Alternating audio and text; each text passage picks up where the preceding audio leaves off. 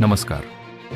जर तुम्ही सरकारी कर्मचारी असाल किंवा तुमच्या कुटुंबात कोणी सरकारी नोकरीत असेल तर हा व्हिडिओ तुमच्यासाठी अत्यंत महत्त्वाचा आहे. गेल्या अनेक दिवसांपासून ज्याची प्रतीक्षा होती ती आनंदाची बातमी अखेर समोर आली आहे. केंद्रीय कर्मचाऱ्यांच्या महागाई भत्त्यात म्हणजेच DA मध्ये 3% वाढ होण्याची दाट शक्यता आहे. हा निर्णय नेमका कधी लागू होणार, तुमच्या पगारात किती वाढ होणार आणि 8व्या वेतन आयोगाचं काय झालं, या सर्व प्रश्नांची उत्तरं आज आपण या व्हिडिओमध्ये पाहणार आहोत. 2. DA वाढीचे गणित. सध्या कर्मचाऱ्यांना 58% महागाई भत्ता मिळतो आहे. मीडिया रिपोर्ट्सनुसार केंद्र सरकार यामध्ये 3% वाढ करण्याची शक्यता आहे. म्हणजेच आता हा भत्ता 61% होणार आहे. लक्षात घ्या, केंद्र सरकार वर्षातून 2दा जानेवारी आणि जुलैमध्ये महागाई भत्त्यात सुधारणा करते. गेल्या वर्षी ऑक्टोबरमध्ये 3% वाढ करून तो 58% करण्यात आला होता.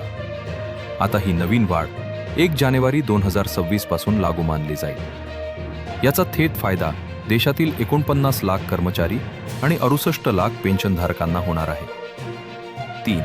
तुमच्या पगारावर काय परिणाम होईल?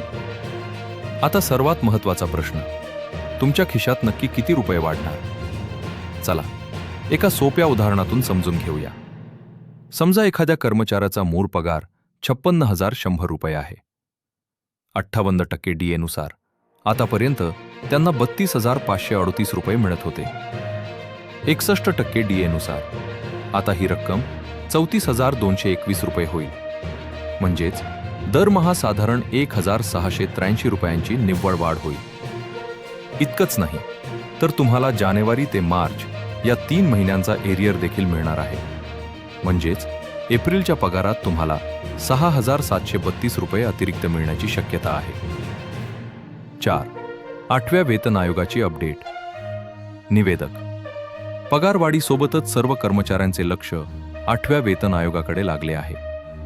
खरं तर हा आयोग 1 जानेवारी 2026 पासून लागू होणे अपेक्षित होते.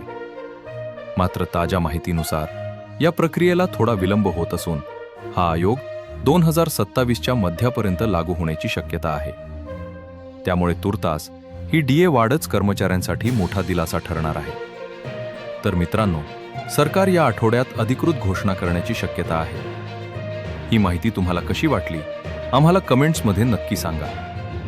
सरकारी योजना आणि पगाराशी संबंधित अशाच लेटेस्ट अपडेटसाठी आमच्या चॅनलला सबस्क्राईब करायला विसरू नका. धन्यवाद.